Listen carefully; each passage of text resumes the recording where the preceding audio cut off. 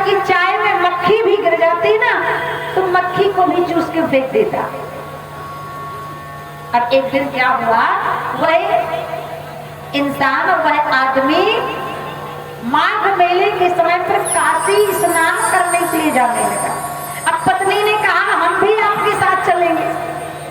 सेठ जी बोल पड़े, वह आदमी बोल पड़ा कि हम भी चलेंगे साथ में। पत्नी ने कहा ठीक है चलो।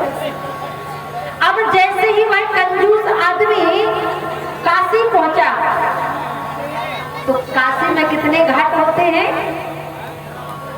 कोई गया है काशी? काशी में 80 घाट होते हैं और हर 80 घाटों में एक एक पंडा बैठा होता है। क्योंकि जब हम किसी तीर्थ क्षेत्र की गंगा में स्नान करते हैं, जब तक किसी पंडा पुजारी को दान नहीं करते तब तक उस गंगा स्नान का पुण्य प्राप्त होता नहीं। ठीक उसी प्रकार जब हम किसी कथावाचक से कथा सुनते हैं, भागवत सुनते हैं, शिव महापुराण सुनते हैं, राम कथा सुनते हैं, जब तक उस विद्वान को वक्ता को दान पुण्य नहीं करते तब तक उस कथा का भी पुण्य प्राप्त होता। अब वह आदमी गया जो कंजूस था, सोचने लगा कि 80 घाट में तो एक एक पंडा बैठा हुआ है, अगर किसी एक घाट गया तो मुझे दान करना पड़ेगा। और वह आदमी कंजूस आदमी 80 घाटों को छोड़कर 81वें घाट गया और उस घाट का नाम था शमशान घाट। उस पर ना कोई पंडा था ना पुजारी था। सोचने लगा ये अच्छा मौका है, यहाँ पर कोई पंडा नहीं है, एक काम करता हूँ डुबकी लगा लेता। और जैसे ही डुबकी लगाई और मन में कहने लगा जल्दी से डुबकी लगा के बाहर निकल आता हूँ, अगर कोई पंडा आ गया तो दान करना पड़ेगा। और जैसे ही डुबकी लगाई तो शमशान घाट के सबसे बड़ी पंडा कौन है? कौन है माताओं? ब्रह्मा जी, भगवान भोलेनाथ। भोलेनाथ ने तुरंत पीला पीतांबर पहना, 3 कड़वे चंदन लगाया और बैठ गए। बोले भैया दान लाओ। अब सेठ जो था, कंजूस आदमी जो था, वो गंगा जी में खड़े खड़े कांपने लगा, उसको पसीना आ गया और उसने गंगा में ही झूठ बोल दिया। ध्यान देना सच। आप घर में कोई पाप करोगे, गांव में कोई पाप करोगे, ससुराल में मायके में कोई पाप करोगे तो वह काशी की गंगा में, प्रयागराज की गंगा में, हरिद्वार की मनसा गंगा में धुल जाएगा। लेकिन अगर गंगा में बैठकर ही कोई पाप करोगे तो वह मरने के बाद भी धुलने वाला। पर जहां आप लोग बैठे हुए हो, ये क्या है? क्या ये कपड़े का पंडाल है, लकड़ी का पंडाल है? नहीं। जिस दिन से आप लोग इस प्रांगण में बैठे हो तब से ये क्या बन चुकी है? बोले गंगा बन चुकी है। वो गंगा कौन सी? बोले जिस धाम से देवी मधुश्री आई है वही की ये गंगा बन चुकी है। वहां गंगा कौन सी है? ये गंगा कौन सी यहाँ पर बनी है? क्योंकि राम की कथा, शिव की कथा, भागवत की कथा जहां पर हो जाती है वहां पर गंगा बनती है। वो गंगा कौन सी? राम कथा मंदाकिनी, शिव कथा मंदाकिनी,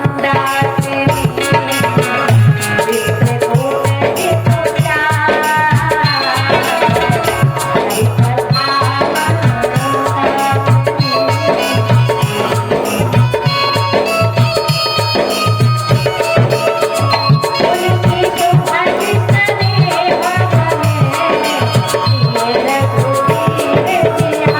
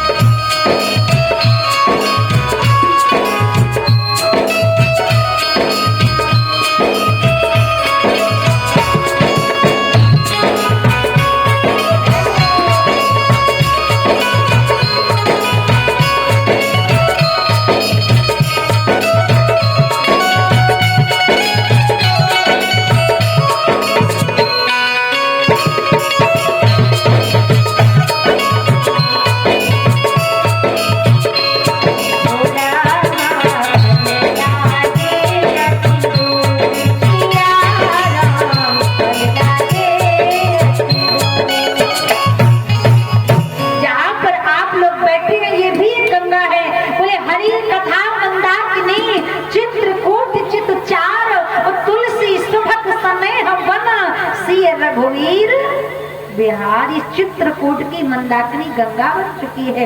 इसमें बैठकर ध्यान से भगवान की कथा सुनोगे तो आपका मोक्ष हो जाएगा। भगवान की कथा में दान करोगे तो आपकी विपत्ति में काम आ जाएगा। और अगर इस पंडाल में बैठकर किसी की बुराई करोगे, किसी से ईर्ष्या करोगे, किसी को गाली बकोगे तो वह आपका पाप कभी दूर होने वाला नहीं। तो इस पंडाल में बैठकर जो कुछ करना अच्छा अच्छा करना। आज सेठ ने ही, उस कंजूस व्यक्ति ने गंगा में झूठ बोल दिया। भगवान पंडाल के रूप में खड़े कहने लगे भैया दान लाओ। अब उस कंजूस आदमी ने कह दिया क्या बताएं महाराज जी, हमारा तो बटुआ चोरी हो गया, हमारे पास कुछ देने के लिए। अब वो तो भूत भावन भूतेश्वर हैं, भोलेनाथ औगणदानी समझ गए कि ये तो कहानी बना रहा, ये तो झूठ बोल रहा। भगवान ने कहा चलो कोई बात नहीं, हे भैया अगर हे भक्त तेरा अगर पर्स चोरी हो गया है तो हमारे रजिस्टर में, हमारे खाते में लिखवा दो कि दान कितना देना है। हम 1 साल बाद आएंगे और ले जाएंगे। अपने गांव का नाम पता लिखवाओ। अब उस कंजूस आदमी की बुद्धि देखो, अगर वो रहने वाला था 4 माइल का तो उसने पता लिखवा दिया चतरा कि 1 साल के बाद ये आएंगे तो भी मैं मिलने वाला नहीं। अरे वो तो अंतर्यामी है। भोलेनाथ ने कहा दान कितना करना है ये तो बताओ। अब वो कंजूस आदमी कहने लगा दान में हमें आपको 10 देना है। पहले के जमाने में चलती थी ना 10 पंजी, भगवान ने लिख लिया। अब 1 वर्ष पूरा होने वाला था। भगवान भोलेनाथ ने सोचा कि मैं काशी में जाके मैंने एक कंजूस व्यक्ति की परीक्षा लेनी चाहिए थी। अब एक काम करता हूँ, जाकर देखता हूँ वो दान देता है कि नहीं देता। तो भगवान ने पंडा का रूप बनाया और भगवान भोलेनाथ चले उस कंजूस आदमी के गांव। और जैसे चले जा रहे हैं रास्ते में देखा कि जो सेठ था, वह कंजूस आदमी था, वह अपनी दुकान में बैठकर कपड़े बेच रहा था। अब भोलेनाथ की नजर उस पर पड़ी और उसकी नजर भोलेनाथ पर पड़ी। अरे सोचने लगा वो काशी का पंडा तो आ गया दान लेने के लिए, तो दान हमें देना नहीं है। तुरंत दौड़ा दौड़ा गया, पत्नी के पास गया, कहने लगा सुनो श्रीमती जी, काशी का पंडा वो आ गया है जो काशी में मिला था, हमें दान देना नहीं है। तो एक काम करो, मैं लेट जाता हूँ और तुम मेरे ऊपर एक चादर डाल दो और सुनो तुम जोर जोर से रोना प्रारंभ कर देना कि हाय राम आपने क्या किया, सेठ जी तो ऊपर चले गए। सेठानी रोने लगी। अब भगवान भोलेनाथ पंडा का रूप बना कर आए। भगवान ने कहा सेठानी हम काशी के पंडा हैं जो आपने 1 वर्ष पहले 10 दान लिखवाई थी, वो दान लेने आए हैं, हमारा दान लाओ। पति ने जैसा कहा पत्नी वैसे ही करने लगी। पत्नी कहने लगी क्या बताए महात्मा जी, हमारे पति का तो अभी स्वर्गवास हो गया, सेठ जी तो ऊपर चले गए। भगवान फिर समझ गए तो नाटक कर रहा है। भगवान ने कहा ठीक है कोई बात नहीं सेठानी, अगर आपके पति अभी अभी ऊपर चले गए हैं तो हम भी काशी से आ गए हैं, अब हम आपके पति की अर्थी को कंधा देकर ही जाएंगे। एक काम करो इसकी अर्थी तैयार करवाओ। अब देखो भोलेनाथ की परीक्षा। अब उस कंजूस आदमी की अर्थी बनाई गई, वो अर्थी पर लेट गया। भगवान ने सोचा कि ये तो इतना बड़ा कंजूस है, कहीं दान ना देने के चक्कर में कहीं सच में ना मर जाए। तो भोलेनाथ धीरे से गए और भोलेनाथ ने उस कंजूस आदमी के कान में कह दिया ए भैया हमें पता है तुझे कुछ नहीं हुआ, तेरे शरीर में ना कोई रोग है, ना दोष है, ना तेरे प्राण निकले हैं, तू साफ कुशल है, सीधे तरीके से दान कर दे मुझे, नहीं तो तुझे मरना पड़ जाएगा। मन में कहने लगा, मैं मर जाऊंगा लेकिन दान नहीं करूंगा। भगवान ने कहा, तो सबसे बड़ा कंजूस है, काम करो, चलो ले चलो इसको शमशान घाट और इसको जलाओ। अब सेठ को अर्थी पर लिटाया, ले जाने लगे। तो ले जाकर भगवान ने फिर समझाया, नहीं माना। भगवान ने कहा, एक काम करो, अग्नि लगाओ, अग्नि लगाओ। और जैसे अग्नि लगाई, सेठ झट झट करके जल के राख हो गया। लेकिन उसने कंजूसी छोड़ी। लेकिन धन है भोले बाबा को।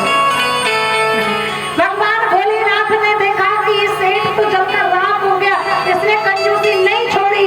भोलेनाथ इतने दयालु, इतने कृपालु, इतने बड़े औगणदानी कि भोलेनाथ उस सेठ की कंजूसी पर ही प्रसन्न हो गए। बोले शंकर भगवान की। और भगवान भोलेनाथ प्रसन्न जब हो गए तो भोलेनाथ ने उस सेठ को पुनः जीवित कर दिया, सेठ को जिंदा कर दिया। अब भगवान के सामने सेठ खड़ा हो गया। भगवान ने कहा, क्यों कंजूस आदमी, अभी तक हम तुमसे वरदान मांग रहे थे, लेकिन अब हम तुम्हारी कंजूसी से प्रसन्न हो चुके हैं, इसलिए अभी तक हम आपसे मांग रहे थे। हे कंजूस आदमी, अब तुम हमसे मांग लो क्या चाहिए। अब देखो उस कंजूस आदमी की भाव। कहने लगा, ठीक है, अगर आप हमें देना ही चाहते हो तो हमें कुछ नहीं चाहिए, आप केवल इतना कर दो कि जो हमने आपको काशी में दस्ती दान की थी उसे क्षमा कर दो, हम उसे नहीं दे पाएंगे। तो ऐसा मत करो सज्जनों कि चमड़ी चली जाए लेकिन दमड़ी क्या धरा है इस धरा में, सब यही धरा रह जाएगा।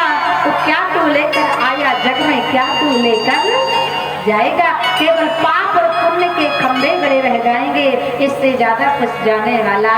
बोलिए काशी विश्वनाथ की।